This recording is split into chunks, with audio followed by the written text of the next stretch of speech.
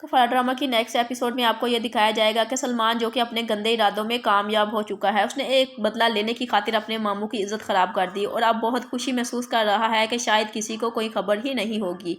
اور وہ چوری کر کے عیش کرے گا اور کسی کے علم میں یہ بات آئے گی ہی نہیں کہ چوری زہیب نے نہیں بلکہ سلمان نے اپنے آوارہ دوستوں کے ساتھ مل کر کی ہے۔ اور اب جب سلمان گھر جائے گا تو اپنے گھر والوں کو نمک مرچ لگا کر بتائے گا کہ کس طرح سے زہیب نے چوری کی مارکیٹ میں، اور زہیب کو اب پولیس ڈھونڈتی پھر رہی ہے۔ نجمہ بیگم تو پولیس کا نام سنتے ہی بہت زیادہ پریشان ہو جائے گی کیونکہ سلمان ان کو بتا دے گا کہ زہیب نہیں ملا تھا، اس لیے وہ ماموں جان کو پکڑ کر لے گئے۔ نجمہ بیگم جو کہ نیمی کی وجہ سے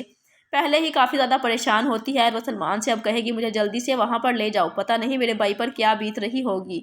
تو زہیب اب بتائے گا کہ آپ کی بھابھی جان کو بھی اس بارے میں سب کچھ معلوم تھا، مگر انہوں نے اس وجہ سے ماموں جان کے سامنے نام ہی نہیں لیا کیونکہ زہیب ان کو بھی چوریاں کر کے پیسے لا کر دیتا تھا، اسی لیے تو وہ زہیب کی باتوں پر پردہ ڈال رہی ہیں۔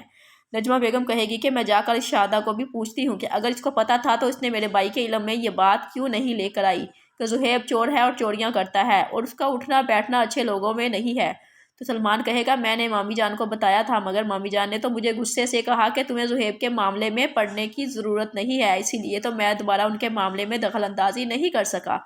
تو شاہدہ بیگم اب ان کے گھر پہنچ جائے گی اور وہاں پر جا کر انہیں یہ بھی پتہ چلے گا کہ کرن بھی کسی لڑکے کے چکر میں ایک ویران گھر سے ملی ہے۔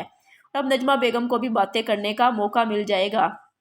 کہیں گی کہ پہلے ستارہ نے کیا کم کیا تھا جو اب تمہاری باری آ گئی ہمیں بدنام کرنے کی۔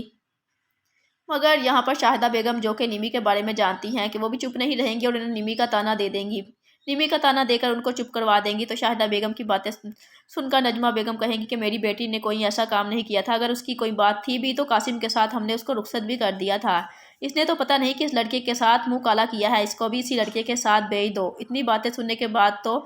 کرن سے بالکل بھی برداشت نہیں ہوگا اور اب وہ فیصلہ کرے گی کہ وہ اپنی جان ہی دے دے کیونکہ کرن کو اب احساس ہو جائے گا کہ اس نے واقعی میں ستارہ کے ساتھ غلط کیا تھا اور اسی لیے اس کو اس کے کیے کی سزا بھی مل رہی ہے۔